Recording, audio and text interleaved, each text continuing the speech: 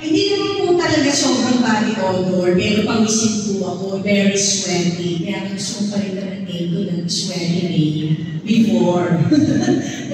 Bago ko nagkatpo ng Day-Flex. Kaya, pero siyempre, pawisanin dahil mainit, di ba? Pero hindi naman dahil sa konting acid lang.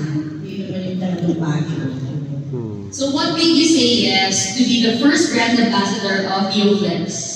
Kasi nga, napakaunang ganda-ganda ni Shea, mukhang hindi gagawa. Kung maganda ang plano niya, di ba? Sana naman. Hindi siya nag-ES ka po. Hindi.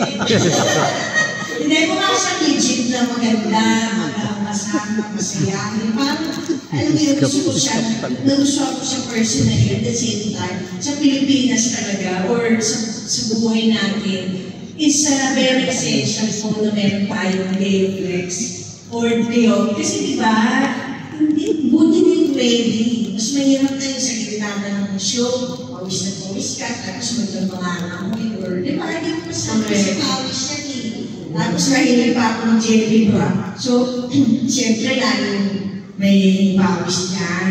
Kaya nga napansin nyo, hindi po ako mahilig mag-t-shirt. Lagi ako sleeveless or brana lang kasi nainilitan talaga kasi mababasa lang ang pawis yung sleeves. Kaya, ito na nakuha ko na yung Day-Flex. Sabi ko, thank you, Lord. Thank you. Yes. Ikaw naman, Ms. Shea, bakit si Ms. Rufa May ang napili mong first brand ambassador mo? Actually, si Ms. Rufa po is my first choice. First love, never yet. First choice because nakita ko na she is both beautiful and witty. Hello. Kay Ms. Rufa gumagal.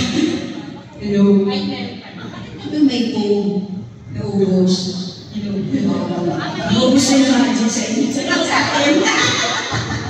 Oo. Eh, siya yung may-ari. Mahal ko na nga siya na yung personal ko din. Smile mo siya sa magulang ko. Hindi, ayun, hindi. Actually, she is always malakas. Todo na totally.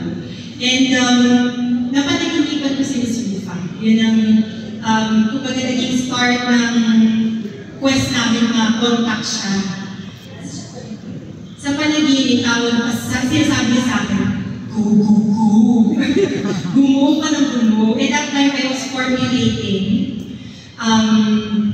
Day-Flex Extreme Spray. And yung laging sinasabi ng Ms. Rufa May na todo na to. Diba? Sobrang swak siya sa motto namin na extreme spray, itodo mo na yan. So, kung todo ang pawis, todo ang baso, kaya yan ng Day-Flex. And hindi lang yun, si Ms. Rufa May, she can make everyone feel light. Pag nakita niyo pa lang siya, nakangiti na kayo lahat, di ba?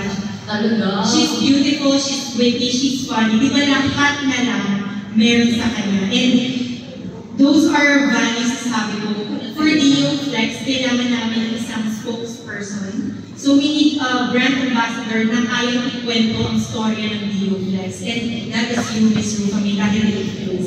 Simple mo nga lang na Gusto ba siya na